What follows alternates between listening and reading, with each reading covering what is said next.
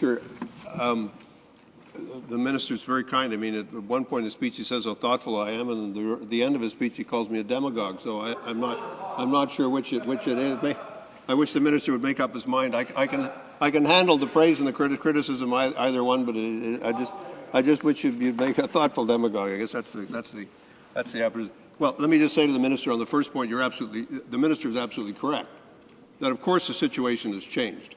But let's be candid. The situation has changed because there's been a considerable consolidation of power in Sri Lanka, significant centralization of power, continued repression. It's still a very dangerous place to be a journalist. It's a very dangerous place to express opposition and differing views. But I also think it's a constantly evolving situation. And I'm not suggesting for a moment that there's an automatic presumption that the people who came over in the circumstances that they came over in over the last 18 months, the two boats that are the subject of this legislation, I'm not suggesting that there's a presumption that any one of them is a refugee. I'm simply saying that there is a need to consider their claim. There's a need to make sure that we have a sufficient number of officers and those people who can review the case in time to get it done, and that's the approach that needs to be taken to regulate that particular situation. We can debate the question of the other boats in our history. The one boat that I would not want the minister to ignore is the comments that were made by former Prime Minister Mulroney at the time that the boat came to Newfoundland. And at that point, the government of the day decided that they would grant almost immediate resident status to the people who claimed, and Mr. Mulroney said it was done in a spirit of generosity, realizing and remembering the historic traditions of the country. If I may say so, quite a significantly different tone than the one struck by the current Prime Minister, Mr. Speaker. Questions and comments? The Honourable Member for Mississauga South. Thank you, Mr. Speaker, and I want to thank the Honourable Member for his thoughtful commentary on a very important bill.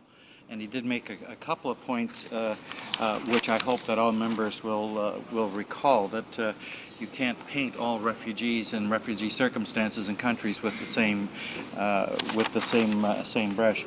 I listened carefully to the speech of the Parliamentary Secretary to the Minister of Public Safety, and I was a little disturbed that he invoked a number of images of gun crime, violent offenders, profits of the funds used for illicit criminal activities, and tended to paint a picture that what we're talking about in this bill is about refugees and all of these terrible things that are associated with refugees.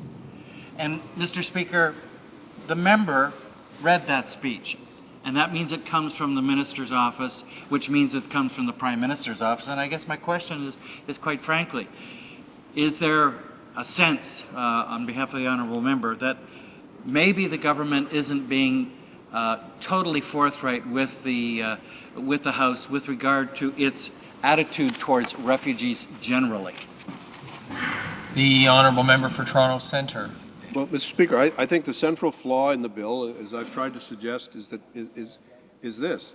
First of all, the government did not invent the crime or offence of human smuggling. Human smuggling is an offence which is now punishable up to life imprisonment.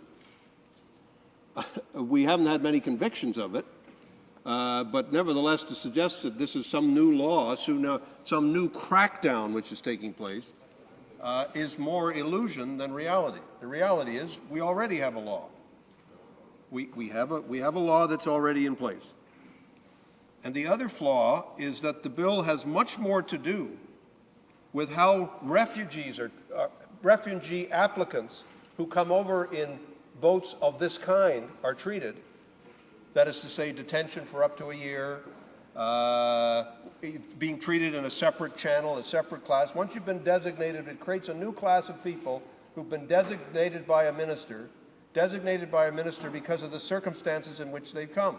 It gives extraordinary power and discretion to the minister to label a group or to label a particular a particular circumstance, and then it then puts those people in a separate stream, and they're then treated in a completely separate way that is entirely discriminatory in comparison to how other refugee applicants are to be treated. And that's why I don't believe this meets the test. I don't think it meets the test. Questions and comments? The honourable member from Trinity Spadina. I'm not here to give a definition of who or who isn't a refugee. That's a determination that's made in law. But I am here to say that we all have to understand how serious the humanitarian situation in Sri Lanka remains for a great many people. And one should not forget that, and one should not ignore the nature of that circumstance. Thank you, Mr. Speaker. Resuming